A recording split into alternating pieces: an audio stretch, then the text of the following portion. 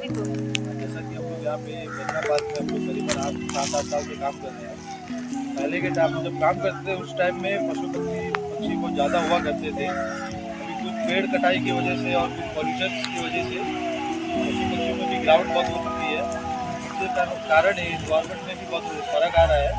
जैसे पेड़ कटाव के कारण बारिश कम हो रही है यहाँ पे, इससे हम लोग को भी बहुत दिक्कत है, पानी की भी बहुत दिक्कत होती है। तो हम लोग चाहेंगे कि सभी को मिलजुल कर रहना है और पर्यावरण को बढ़िया से, नेचर को बढ़िया से आगे लेके चलना है, जिसमें पेड़ पौधे और जो पशु पक्षियों का भी ध्यान रखा जाए। इसलिए पॉल्यूशन को भी कम किया जाए और प्लास्टिक वगैरह को भी जो डस्टबिन का प्रयोग करना है और समुद्र में ना डालें। सब मतलब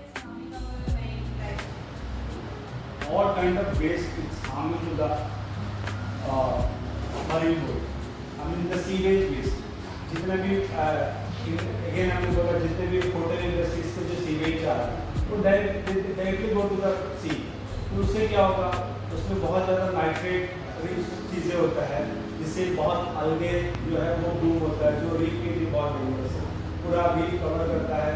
और उसके अलावा जितना भी waste plastics one of the culprit, उसके अलावा जितना भी पोल्यूटेड है दैट्स आल्सो इक्वली कल्प्रिट। उसका plastics because it's a long term stay in the environment we are see the effect directly, लेकिन बाकी सबका उतना जल्दी हमको नजर नहीं आता, but it's equally a culprit.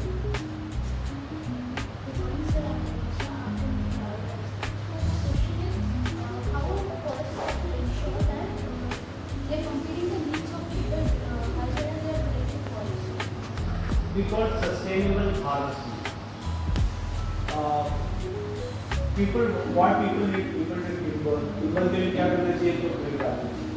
ठीक है, तो हमारी पॉलिसी है, हम शेल्टर वुड सिस्टम से पेड़ को हार्वेस्ट करते हैं। वी कॉल सस्टेनेबल हार्वेस्टिंग, जिसमें पूरा पेड़ को ना काट के वी फर्स्ट सर्वे कितना पेड़ है, दैट इज 30 trees। तो if there is a 30 tree which is harvestable growth, we call harvestable girth। गर्भ वाले से हम लोग जो हार्डवुड ट्री है ना, जो हार्डवुड है उसको हम लोग बोलते हैं 210 गर्भ, मतलब 200 सेंटीमीटर से उसका डायमीटर आएगा, देन इट विल हार्वेस्टेबल। उसके लिए 100 साल लगेगा अपने को बड़ा होने। तो वैसे ट्री अगर आता है तो 30 centimetre we want cut 30 at a time, we cut first 10 year. कुछ टॉपिक है तो हम लोग यहाँ पे एक बर्ड का फोटो दिखाया है। ये बर्ड है बहुत ही एंडेमिक है, वेरी पेक्यूलियर, बहुत कम स्क्वायर किलोमीटर एरिया में पाया जाता है। इसको बोलते हैं हम लोग hornbill Narcondam hornbill, which is only found in Narcondam island. बहुत स्मॉल सा एक आइलैंड है और वहाँ पे ये रहता है।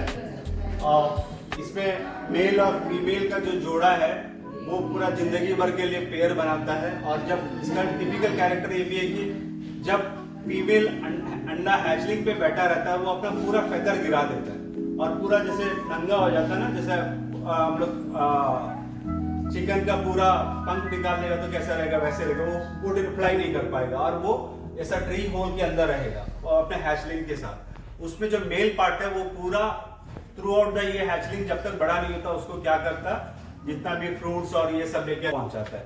तो इसी दौरान का मेल का अगर कहीं शिकार होता है कि कुछ किसी वजह से डेथ होता है तो वो हैचलिंग्स और वो फीमेल भी डेथ होता जाता है। तो बहुत टिपिकल मतलब बॉन्डिंग रहता है मेल फीमेल, पूरा जिंदगी भर के लिए एक ही बॉन्ड बनाता, मतलब एक ही पैर बनाता हो। ये एक ब्लैक सर्पेंट ईगल है, ये भी अंडमान का एंडेमिक बर्ड है। ये टिपिकली हमारा जो फॉरेस्ट में छोटे छोटे चिड़िया, छोटा रैट्स और छोटा छोटा एनिमल के ऊपर फीड करता है। आप लोग जंगल एक एवरग्रीन स्पीसीज है, बहुत डीप जंगल में पाया जाता है।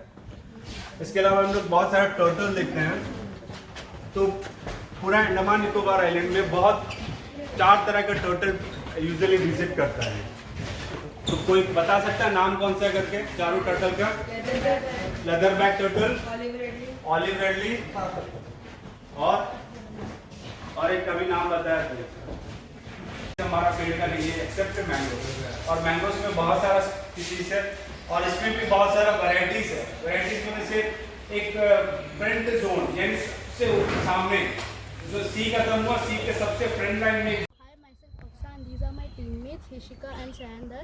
आज हम लोग यहाँ महात्मा गांधी कंजर्वेशन पार्क में है, जहाँ पे इकोसिस्टम को कंजर्व करने के लिए मोस्टली मोटिव किया जाता है। सो हम लोग देख सकते हैं कि हमारे आसपास बहुत सारे मैंग्रोव ट्रीज़ है जो कि मोस्टली क्लाइमेट चेंज और नेचुरल डिजास्टर्स को प्रिवेंट करते हैं। Mostly mangrove trees are used to prevent natural disasters like cyclones and tsunamis.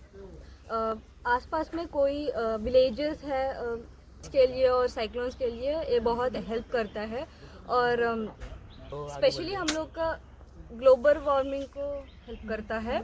और ये mangrove trees most of the animals को भी होमलैंड भी कहते हैं, और इसमें रॉयल बंगाल टाइगर्स और सॉल्टेड वाटर क्रोकोडाइल्स और काउंटलेस फिशेस भी इसमें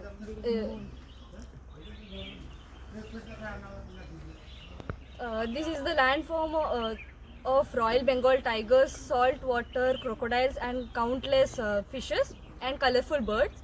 It grows provide the perfect ecosystem to breed all these animals. Thank you.